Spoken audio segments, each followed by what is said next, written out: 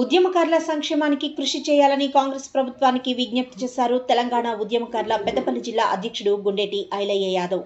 పెద్దపల్లి జిల్లాకు చెందిన తెలంగాణ ఉద్యమకారులు సుల్తానాబాద్ నుండి కరీంనగర్లో తెలంగాణ ఉద్యమకారుల ఫోరం తలపెట్టిన తెలంగాణ ఉద్యమకారుల మహాపాదయాత్రకు జిల్లా అధ్యక్షుడు గుండేటి ఐలయ్య యాదవ్ ఆధ్వర్యంలో తరలి వెళ్లారు. కరీంనగర్లో అమరవీరుల స్తూపం వద్ద నివాళులర్పించి అక్కడి నుండి వేములవాడ రాజన్న ఆలయానికి మహాపాదయాత్ర చేపట్టనున్నట్లు ఐలయ్య తెలిపారు. ప్రత్యేక తెలంగాణ రాష్ట్రం కోసం 13 సంవత్సరాలు ఉద్యమం చేశామని, రాష్ట్రం వస్తే తమ బతుకులు మారతాయని, ఎన్నడూ వెనుతిరిగి చూడకుండా ఉద్యమాన్ని ముందుకు నడిపామని ఉద్యమకారులు అన్నారు. ముఖ్యమంత్రి రేవంత్ రెడ్డి ఉద్యమకారులకు గుర్తింపు ఇస్తామని, 250 గజాల ఇంటి స్థలం, పెన్షన్ ఇస్తామని చెప్పడం పట్ల తమకు న్యాయం చేస్తారని ఆశిస్తున్నామని వారన్నారు. ఉద్యమకారుల సంక్షేమ బోర్డు ఏర్పాటు చేయాలని వారు కోరారు.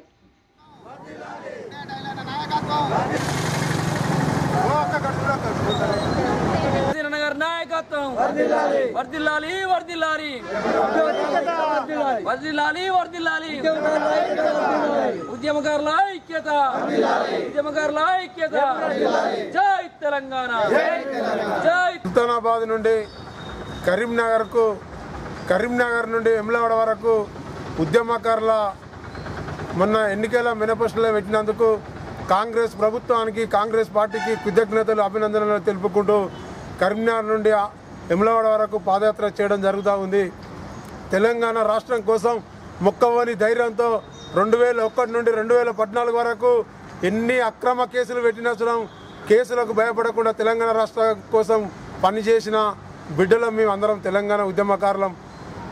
ప్రభుత్వం కోసం 10 సంవత్సరాలు కష్టపడి పనిచేస్తే గత ప్రభుత్వం పట్టించుకోలేదు.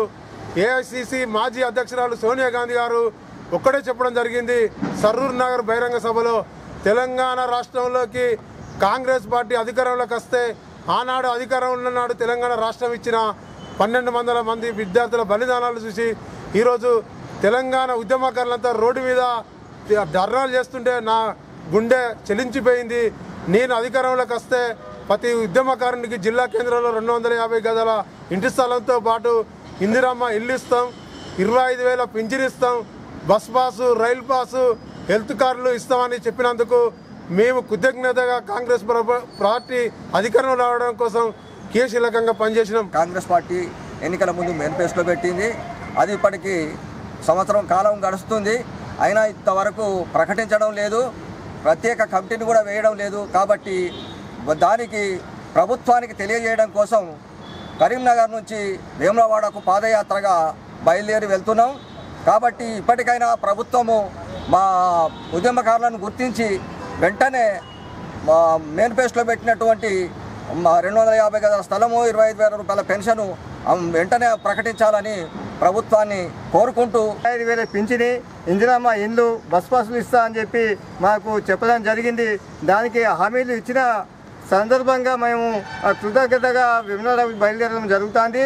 మళ్ళా ఈ సంవత్సర కాలం గడుస్తుంది కాబట్టి తొందరగా మాకు ఇచ్చిన హామీలు నెరవేర్చాలని చెప్పి ప్రభుత్వానికి తెలియజేసే విధంగా మా కష్టాలను మేము ఏంది అనేది వర్ణించే విధంగా మేము చూస్తున్నాం. కాబట్టి మీరు ప్రభుత్వంలో మాకు ఇక్కడ స్థానికంగా ఉన్న మంత్రులు కానీ, ఎమ్మెల్యేలు కానీ సహకరించి మాపై మా కష్టాలను అర్థం చేసుకొని మాకు ఇచ్చిన హామీలను వెంటనే ఇది ముఖ్యమంత్రిగా దృష్టికి తీసుకుపోయి మాకు ఇచ్చిన హామీలను వెంటనే అమలు చేసే విధంగా మీరు మాకు కృషి చేస్తారని చెప్పి మీ అండ మాకు ఎప్పటికీ ఉంటుందని చెప్పి మా ఉద్యమకారులు ఎప్పుడు మీ వెంటే ఉంటారు. కాబట్టి అందరి ఆశయాలు, అప్పుడు ఇచ్చిన వాగ్దానాలు అన్నీ నెరవేరాలని వేములవాడ రాజరాజేశ్వర దేవుడి దగ్గరికి వెళ్తున్నాము. మా అందరి ఆలోచనలు, మేము ఉద్యమించిన అవన్నీ నెరవేరాలని కోరుకుంటున్నాము. హిమోఫిలియా సొసైటీ పెద్దపల్లి చాప్టర్ వారు సిద్దిపేట జిల్లా వైద్యులకు, బాధితులకు అవగాహన కార్యక్రమాన్ని నిర్వహించారు. ఈ కార్యక్రమానికి ముఖ్య అతిథిగా డైరెక్టర్, ప్రిన్సిపల్ విమలా థామస్, జిల్లా superintendent Shanti, doctor Suresh Babu, doctor Jyothi, doctor Madhavarao, nodal officer doctor Geetha, nursing staff, వైద్య సిబ్బంది హాజరయ్యారు. ఈ సమావేశానికి విశిష్ట అతిథిగా విచ్చేసిన doctor Ramana Dandamudi, pediatric, hemato oncologist, little star pediatric సలహాలు, సూచనలతో వ్యాధిని ఎదుర్కొనేందుకు గల అన్ని విషయాలు కూలంకషంగా చర్చించారు. చాప్టర్ సెక్రటరీ ఏర్ల శ్రీనివాస్ మాట్లాడుతూ హెచ్ఎఫ్ఐ 41వ ఆవిర్భావ దినోత్సవం సందర్భంగా అశోక్ వర్మ చిత్రపటానికి నివాళులు అర్పిస్తూ సిద్దిపేట జిల్లా వైద్య కళాశాల ప్రిన్సిపల్ విమలా థామస్, ఆసుపత్రి సూపరింటెండెంట్ శాంతి, సురేష్ బాబు వైద్య సిబ్బందికి కృతజ్ఞతలు తెలిపారు. ఈసీ మెంబర్లు నరేష్, క్రాంతికుమార్, విమల, 25 మంది వ్యాధిగ్రస్తులు హాజరయ్యారు.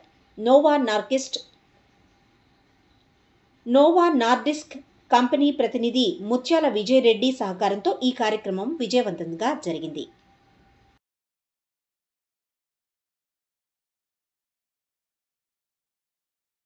పెద్దపల్లి జిల్లా సుల్తానాబాద్ మున్సిపాలిటీలోని పూసాల శ్మశాన వాటిక పిచ్చి మొక్కలతో నిండిపోయింది. దీంతో దహన సంస్కారాలు చేసేవారు తీవ్ర ఇబ్బందులు ఎదుర్కొంటున్నారని గమనించిన సుల్తానాబాద్ లయన్స్ క్లబ్ ఆధ్వర్యంలో పిచ్చి మొక్కలు తొలగించి క్లీన్ చేయించారు లయన్ ప్రతినిధులు.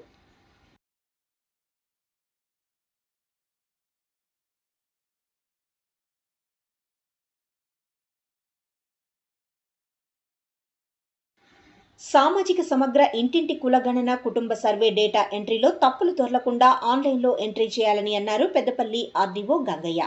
పెద్దపల్లి జిల్లా కాల్వశ్రీరాంపూర్ మండల పరిషత్ కార్యాలయంలో జరుగుతున్న సామాజిక సమగ్ర ఇంటింటి కులగణన సర్వే డేటా ఎంట్రీ పనులను పెద్దపల్లి ఆర్డీఓ గంగయ్య పరిశీలించారు. అనంతరం తహసీల్దార్ కార్యాలయాన్ని సందర్శించారు. మండలంలో ఆయా గ్రామాల్లో చేపట్టిన సర్వేను మండల పరిషత్ కార్యాలయంలోని సర్వే డేటా ఎంట్రీ నమోదు ప్రక్రియ చేపట్టారు. డాటా ఎంట్రీలో ఎటువంటి తప్పులు దొరలకుండా చూడాలన్నారు ఆర్డీఓ గంగయ్య. డాటా ఎంట్రీ ప్రక్రియను త్వరితగతిన పూర్తి చేయాలని ఆర్డీఓ సూచించారు. మండలంలోని 24 గ్రామాల్లో నిర్వహించిన సర్వే వివరాలను 30 మంది ఎంట్రీ చేస్తున్నారన్నారు. గత 3 రోజులుగా డేటా ఎంట్రీ పనులు వేగవంతంగా నడుస్తున్నాయని ఆయన తెలిపారు.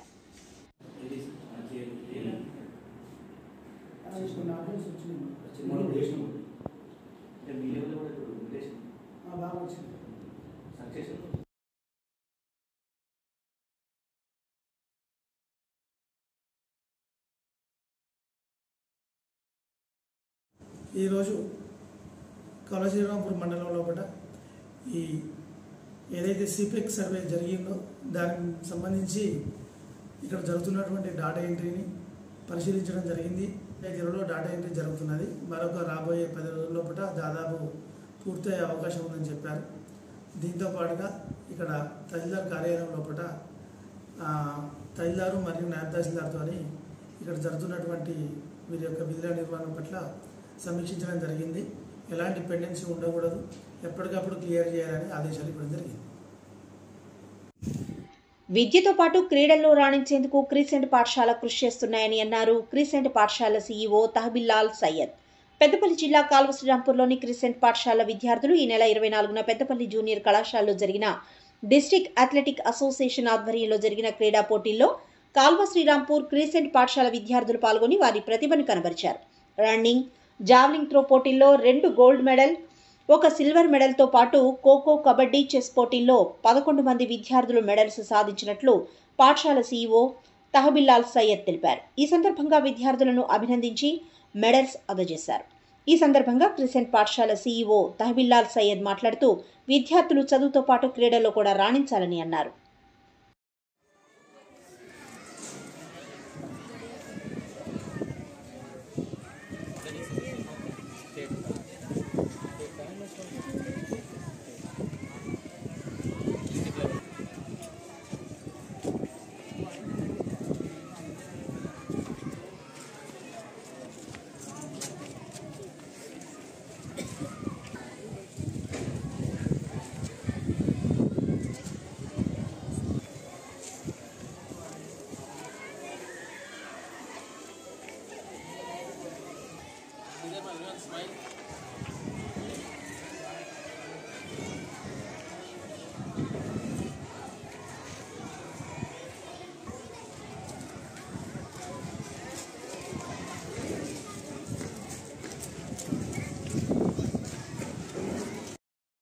Everyone, we are very happy to announce that our students have participated in the recently conducted the district level competitions by the State Athletic Association, and we are very happy to announce that 2 of our students have gotten a gold medal in the javelin throw and 1 of our students have got a silver medal in the running competitions. We are also very happy to announce that the State Rural Association games in which were conducted in Peddapalli, 11 of our students have gotten excellent results, have been selected for the national level.